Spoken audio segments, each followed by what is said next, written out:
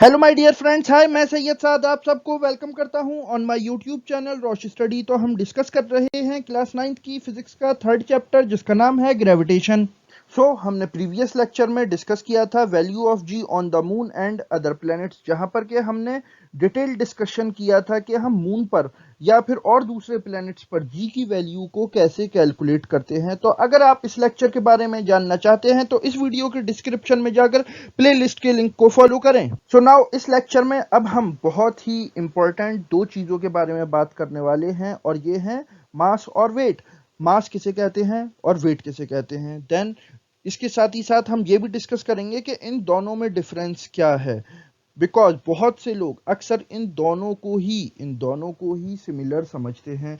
तो ये लेक्चर आपके क्लास 9th के एग्जाम्स के साथ साथ एएमयू और जामिया मिलिया के 11th और डिप्लोमा इंजीनियरिंग एंट्रेंस के लिए काफ़ी ज़्यादा इंपॉर्टेंट होने वाला है। ये लेक्चर अगर आपको अच्छा लगे तो इस वीडियो को लाइक करें, शेयर करें, कमेंट करें और इसी तरह के इंफॉर्मेटिव कंटेंट के लिए सब्सक्राइब करें to our YouTube channel. But हमेशा की तरह लेक्चर स्टार्ट करने से पहले आप लोगों के लिए एक क्वेश्चन, और आपका सवाल है कि जो ग्रेविटेशनल फोर्स होता है, फोर्स ऑफ ग्रेविटेशन होता है, वो इन चारों में से किस चीज पर डिपेंड नहीं करता है। कमेंट सेक्शन आपका है, इसका राइट आंसर वहां पर लिखो। हमेशा की तरह इसका सही आंसर मैं आपको बताऊंगा इस लेक्चर के लास्ट में। तो चलिए हम स्टार्ट करते हैं आज का अपना टॉपिक।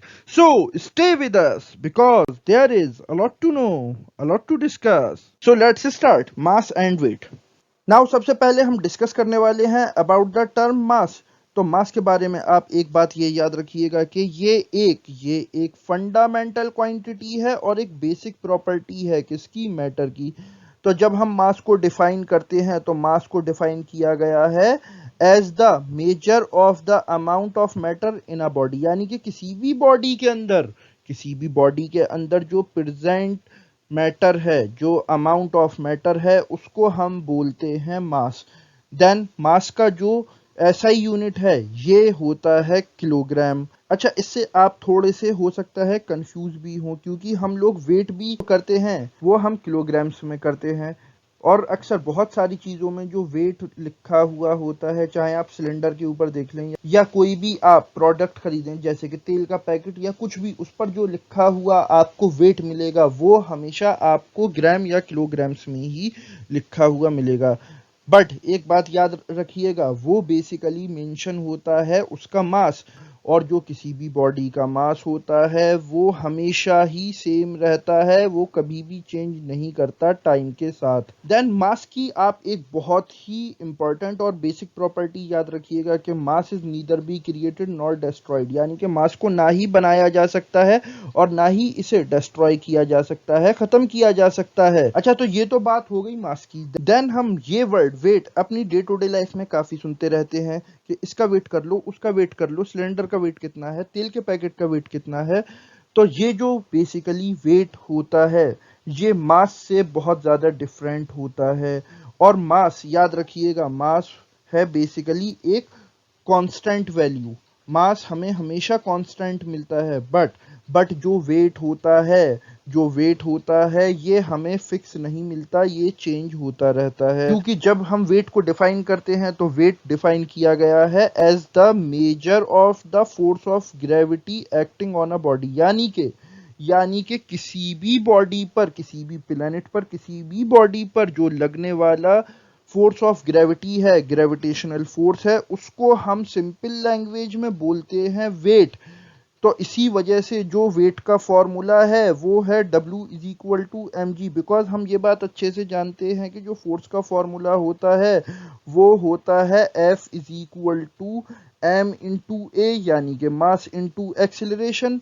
तो यहाँ पर जो W है वो है basically force due to gravity, इसीलिए उसको रिप्लेस कर दिया हमने W से, और A को हमने रिप्लेस कर दिया G से, बिकॉज G क्या है, एक्सिलरेशन ड्यू टू ग्रेविटी। तो यहाँ से इसी वजह से हमें फोर्स ड्यू टू ग्रेविटी यानी कि वेट का फॉर्मूला मिलता है W is equal to m जी।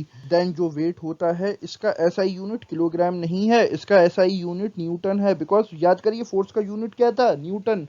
तो वेट भी एक तरीके का फोर्स है, इसी वजह से इसका यूनिट भी क्या है, इसका यूनिट है न्यूटन। और वेट के बारे में आप एक और पॉइंट ये भी याद रखिएगा कि जो वेट होता है वो डिपेंड करता है मास और एक्सीलरेशन पर, बट जो मास होता है वो कभी भी चेंज नहीं होता, वो हमेशा रहता है कांस्टेंट। बट जो वेट होता है वो डिपेंड करता है basically on acceleration due to gravity, जो कि प्लेस टू प्लेस चेंज होती रहती है, चाहे वो अर्थ पर ही क्यों ना हो। जैसे कि आप सपोज कर लो कि अगर कोई भी पर्सन वो इक्वेटर पर खड़ा हुआ है, तो उसकी जो दूरी होगी वो अर्थ के सेंटर से वो ज्यादा दूर खड़ा हुआ होगा उस पर्सन के मुकाबले जो कि नॉर्थ पोल पर खड़ा हुआ है, क्योंकि जो हमारी अर्थ है वो परफेक्टली स्फेरिकल नहीं है। जब हम इक्वेटर पर मूव करते हैं तो हॉरिजॉन्टली जो अर्थ की लेंथ है वो ज्यादा है और वर्टिकली अर्थ की लेंथ कम है, जिसकी वजह से अर्थ के सेंटर से उसके पोल की दूरी कम है और ईस्ट टू वेस्ट जो दूरी है वो ज्यादा है। Then Newton's law of gravitation के अकॉर्डिंग ये बात हम अच्छे से जानते हैं कि हर पार्टिकल इस यूनिवर्स के अंदर एक दूसरे को अपनी तरफ खींच रहा है, और ये जो फोर्स ऑफ अट्रैक्शन है जिसे बेसिकली हम ग्रेविटेशनल फोर्स बोलते हैं, ये डायरेक्टली प्रोपोर्शनल है उन पार्टिकल्स के मासेस के प्रोडक्ट के, और इन्वर्सली प्रोपोर्शनल है उन पार्टिकल्स के बीच के डिस्टेंस के। तो इसको अगर मैं सिंपल सी लैंग्वेज में आपको बताऊं तो यहाँ पर न्यूटन बेसिकली ये कहते हैं कि अगर कोई भी ऑब्जेक्ट किसी प्लेनेट पर रखा हुआ है तो उस पे लगने वाला जो ग्रेविटेशनल फोर्स है वो बेसिकली डिपेंड करेगा कि उस ऑब्जेक्ट की दूरी उस प्लेनेट के सेंटर से कितनी है। तो क्योंकि अर्थ के सरफेस की दूरी इक्वेटर पे उसके सेंटर से ज्यादा है, तो Newton's universal law of gravitation की इस लॉ को ध्यान में रखते हुए इस वजह से जो इक्वेटर पर कोई भी ऑब्जेक्ट अगर प्लेस्ड है तो उसकी जो एक्सीलरेशन ड्यू टू ग्रेविटी होगा वो हमें कम मिलेगा इन कंपैरिजन टू उस ऑब्जेक्ट के जो कि पोल्स पर रखा हुआ हो, बिकॉज यहाँ पर अर्थ के सेंटर और पोल्स की दूरी कम है। तो इसी के चलते जब कोई भी पर्सन नॉर्थ या साउथ पोल पर हो और कोई पर्सन इक्वेटर पर खड़ा हुआ हो तो दोनों के वेट में हमें डिफरेंस देखने को मिलेगा, क्योंकि एक पर्सन अर्थ के सेंटर से ज्यादा करीब है और दूसरा पर्सन अर्थ के सेंटर से दूर है। Then next and last topic of this lecture is difference between mass and weight. तो देखो, जब हम मास एंड वेट को डिफरेंशिएट करते हैं तो पहला पॉइंट क्या है, पहला पॉइंट यहाँ पर इनकी डेफिनेशन को ही ले लेते हैं। Measure of the amount of matter in a body. Mass क्या है, किसी भी बॉडी के अंदर जो मैटर प्रेजेंट है उसे हम मास कहते हैं, ठीक है। और जब हम वेट की बात करते हैं तो ये है it is the measure of the force of gravity acting on a body, यानी कि किसी भी बॉडी पर ग्रेविटी की वजह से लगने वाला जो फोर्स है उसे हम वेट कहते हैं। देन सेकंड पॉइंट, मास का जो एसआई यूनिट है वो है किलोग्राम और वेट का एसआई यूनिट है न्यूटन। देन मास किसी भी ऑब्जेक्ट का मास हमें कभी भी ना ही जीरो मिल सकता है ना ही नेगेटिव मिल सकता है, मास हमें हमेशा सिर्फ और सिर्फ मिलता है पॉजिटिव। बट जो वेट होता है, वेट हमें पॉजिटिव भी मिल सकता है, जीरो भी मिल सकता है और नेगेटिव भी मिल सकता है।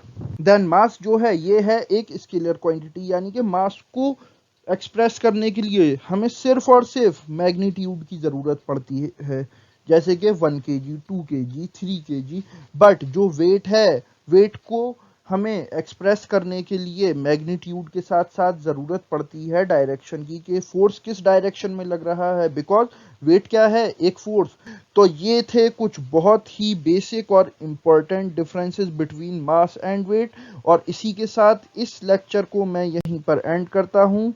नाउ नेक्स्ट लेक्चर में हम डिस्कस करने वाले हैं ग्रेविटेशन से रिलेटेड लास्ट और इम्पोर्टेंट टॉपिक, जो कि है थ्रस्ट एंड प्रेशर। और इसी के साथ अब हम आते हैं अपने क्वेश्चन पर, और आपका सवाल है कि जो फोर्स ऑफ ग्रेविटेशन है वो किस चीज पर डिपेंड नहीं करता है।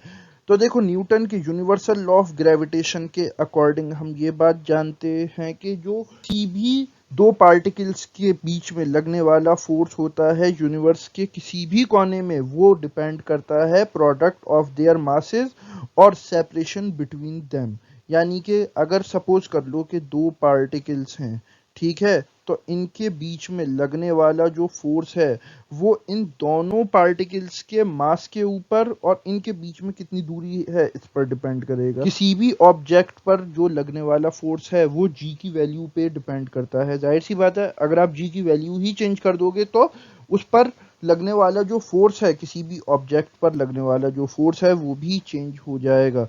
तो इसका राइट आंसर है C, the sum of their masses. Yes my friends, किसी भी ऑब्जेक्ट पर लगने वाला ग्रेविटेशनल फोर्स डिपेंड नहीं करता है उस प्लेनेट और उस ऑब्जेक्ट के मास के सम के ऊपर। तो इस लेक्चर में बस इतना ही। अगर ये लेक्चर आपको अच्छा लगा हो तो इस वीडियो को लाइक करें, शेयर करें, कमेंट करें और इसी तरह के इंफॉर्मेटिव कंटेंट के लिए सब्सक्राइब करें to our YouTube channel. Now I am Syed Saad signing off. Okay, bye.